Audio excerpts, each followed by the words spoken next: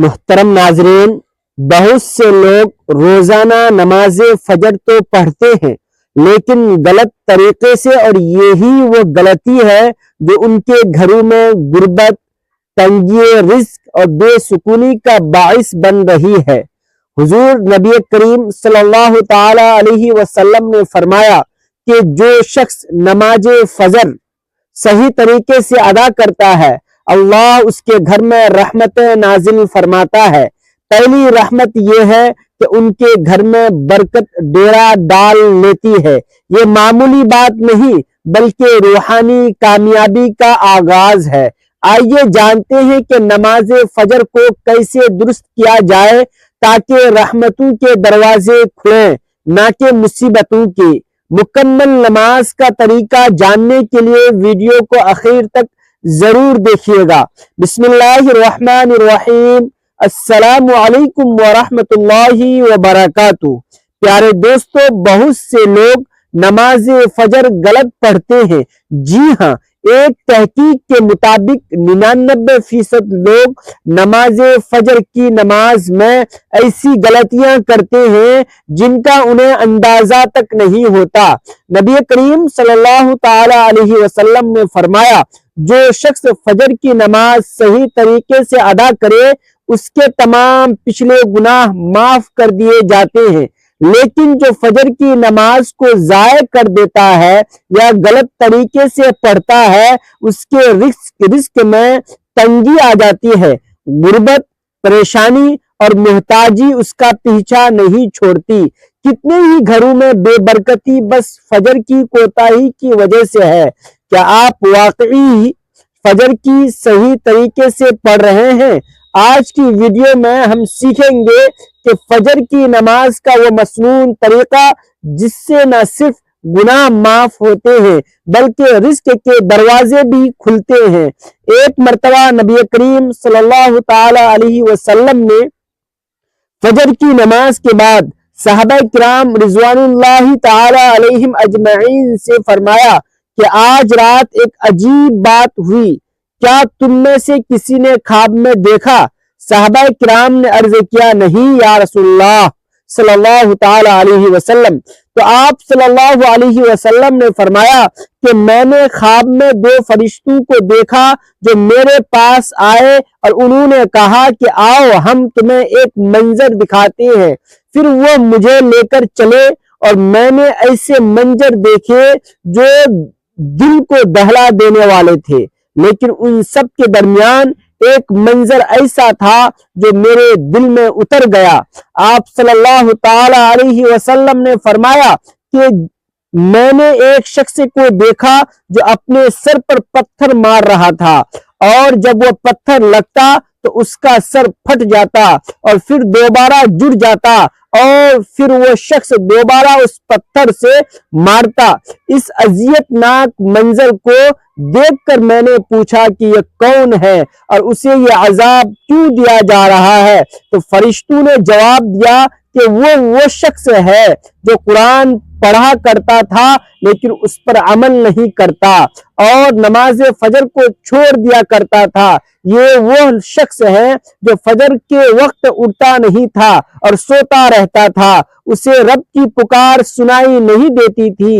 یہ وہ بد نصیب ہے جو دنیا کی نیند کو آخرت کی نجات پر ترجیح دیتا تھا۔ اور ایک اور موقع پر رسول اللہ صلی اللہ علیہ وسلم نے فرمایا کہ جو شخص فجر اور عشاء کی نماز با جماعت پڑھتا ہے وہ گویا ساری رات اللہ کی عبادت میں مشغول رہا، اسے اس کا پورا اجر و ثواب ملتا رہا۔ یار، یہ کتنی بڑی بات ہے، کتنی بڑی خوشخبری ہے کہ صرف 2 نمازیں با جماعت پڑھنے سے ایسا اجر جیسے پوری رات جاگ کر عبادت کی ہو۔ اور پھر وہ صحابی حضرت بلال رضی اللہ تعالی عنہ جن کی اذان سے مدینہ جاگتا تھا، جب وہ اذان دیتے تو صحابہ کرام کی آنکھیں کھل جاتی اور وہ مسجد کی طرف دوڑ پڑتے۔ حضرت بلال فجر کے وقت اذان دیتے تو رسول اللہ صلی اللہ علیہ وسلم کا چہرہ انور چمکنے لگتا، خوشی سے پر نور ہو جاتا، کیونکہ وہ جانتے تھے کہ اب میری امت اٹھے گی اب وہ رب کے دربار میں حاضر ہوں گے۔ وہ اذان ایسی ہوتی تھی جو دلوں کو جگا دیتی تھی، روحوں کو بیدار کر دیتی تھی۔ اور ایک دفعہ ایک نوجوان صحابی مسجد میں فجر کے لیے نہ آیا۔ حضور صلی اللہ تعالی علیہ وسلم نے اس کی غیر موجودگی کو محسوس کیا اور نماز کے بعد صحابہ سے پوچھا، فلاں کہاں ہے؟ صحابہ کرام نے عرض کیا، یا رسول اللہ وہ بیمار ہے اور کمزور ہے۔ آپ صلی اللہ علیہ وسلم نے فرمایا کہ اگر وہ 2 آدمیوں کے سہارے بھی چل سکتا ہے تو بھی اسے مسجد آنا چاہیے۔ سبحان اللہ! اتنی تاکید کہ بیماری اور کمزوری کے باوجود بھی فجر کی نماز کو مسجد میں باجماعت ادا کرنے کا حکم دیا جا رہا ہے۔ نماز فجر دین اسلام کا وہ روشن آغاز ہے جو بندے کے دل کو نور سے بھر دیتا ہے۔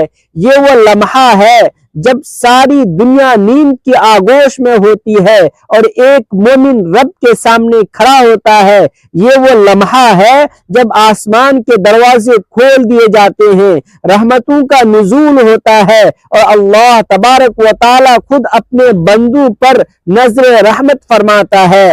رسول اللہ صلی اللہ تعالی علیہ وسلم نے فرمایا کہ تمہارے پاس رات اور دن کے فرشتے آتے ہیں اور وہ فجر اور عصر کی نمازوں پر جمع ہوتے ہیں۔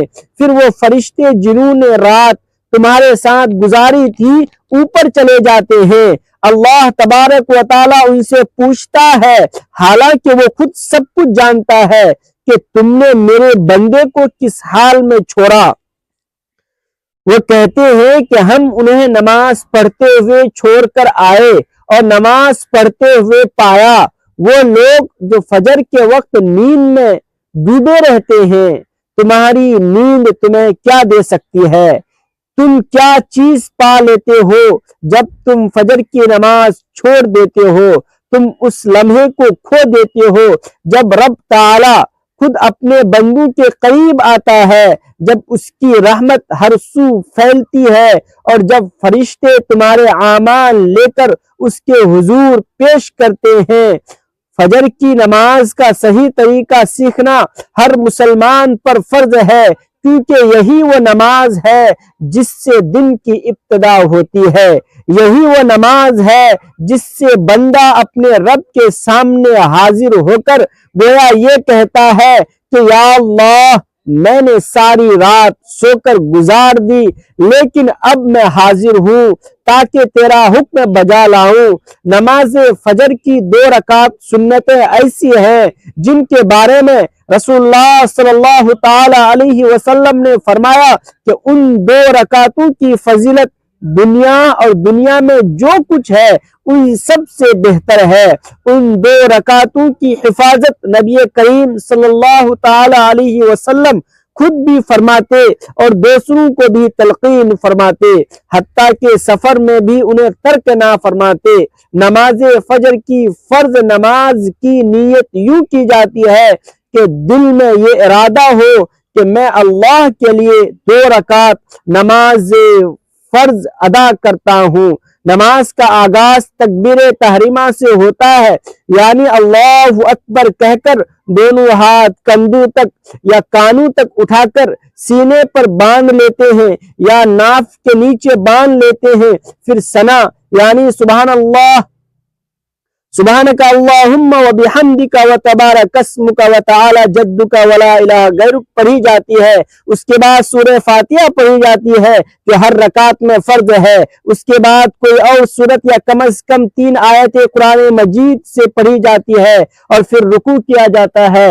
سبحان اللہ العظیم کہا جاتا ہے کم از کم 3 مرتبہ، پھر قیام کیا جاتا ہے، سمع اللہ لمن حمدہ ربنا لک الحمد کہا جاتا ہے، پھر سجدے میں جایا جاتا ہے اور سبحان ربی الاعلیٰ کہا جاتا ہے، پھر بیچ میں بیٹھ کر دوسرا سجدہ کیا جاتا ہے، اور اسی طرح دوسری رکعت میں بھی سورہ فاتحہ اور کوئی سورت یا آیات پڑھی جاتی ہے۔ دوسری رکعت کے بعد قید اخیرہ یعنی آخری تشہد میں بیٹھا جاتا ہے اور التحیات درود ابراہیمی اور دعائیں پڑھی جاتی ہے اور سلام پھیر دیا جاتا ہے، نماز مکمل ہو جاتی ہے۔ یاد رکھو کہ نماز فجر کے لیے بروقت اٹھنا ایک جہاد سے کم نہیں، لیکن جو لوگ اس جہاد میں کامیاب ہو جاتے ہیں وہ اللہ کے محبوب بندے بن جاتے ہیں۔ فجر کی نماز کے لیے سونے سے پہلے نیت کرو اور اللہ تبارک و تعالی سے دعا مانگو کہ وہ تمہیں وقت پر جگا دے۔ سونے سے پہلے وضو کر کے سونا بھی برکت لاتا ہے۔ محترم ناظرین، نیند کو عبادت میں بدل دیتا ہے۔ اگر ممکن ہو تو الارم لگاؤ یا کسی کو کہو کہ جگا دے، لیکن سب سے مؤثر طریقہ دل کی لگن اور نیت ہے۔ جب دل میں ہو کہ میں نے فجر کی نماز ضروری پڑھنی ہے تو اللہ تبارک و تعالی بھی مدد فرماتا ہے۔ بعض لوگ کہتے ہیں کہ ہم کوشش کرتے ہیں لیکن آنکھ نہیں کھلتی۔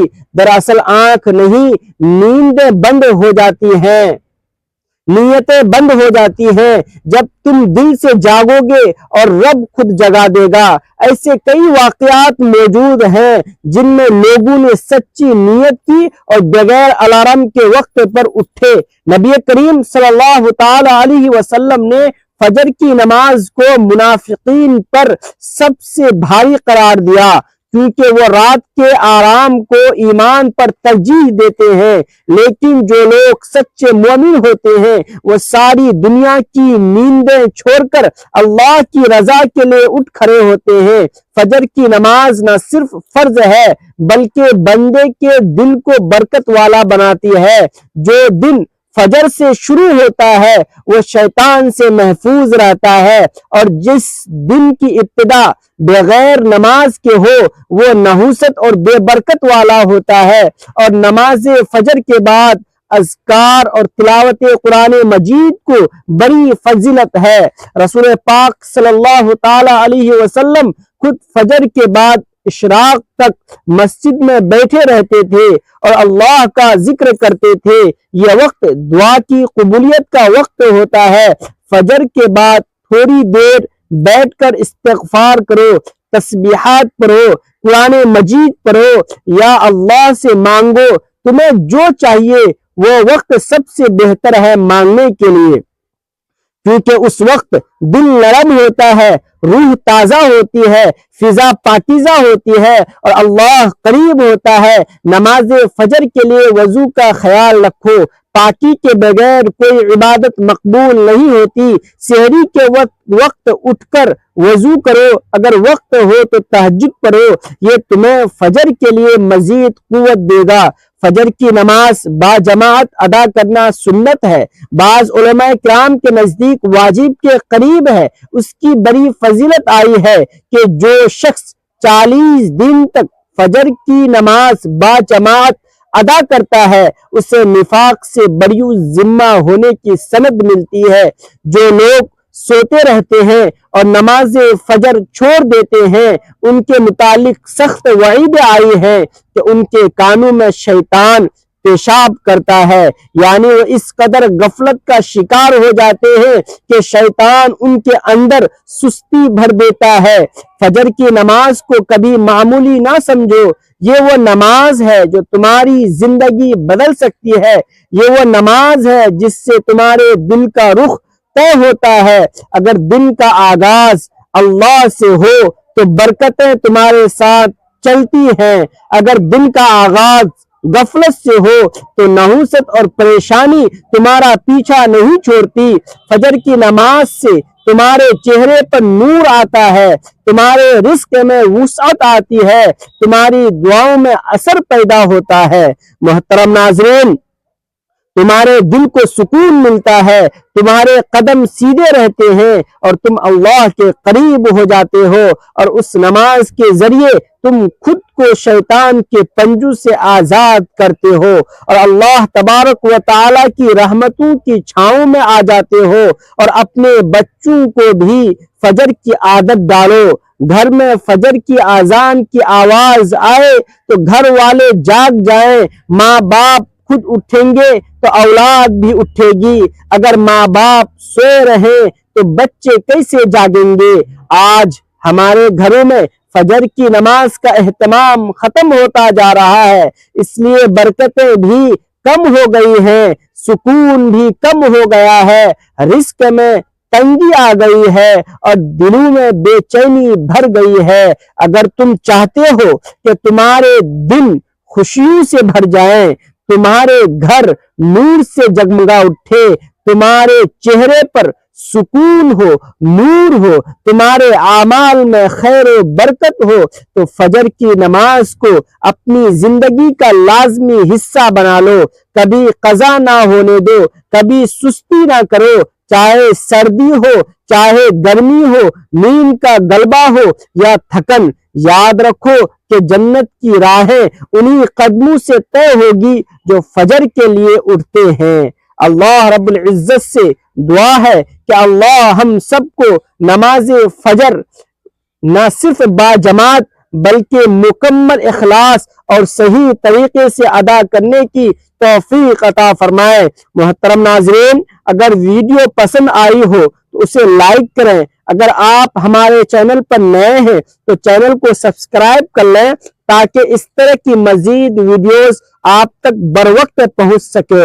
نیز کمنٹ باکس میں اللہ تبارک و تعالیٰ کے 99 ناموں میں سے کوئی ایک نام ضرور ٹائپ کریں۔ اب مجھے دیجیے اجازت، پھر ملتے ہیں کسی اگلی ویڈیو کے ساتھ۔ السلام علیکم ورحمۃ اللہ وبرکاتہ۔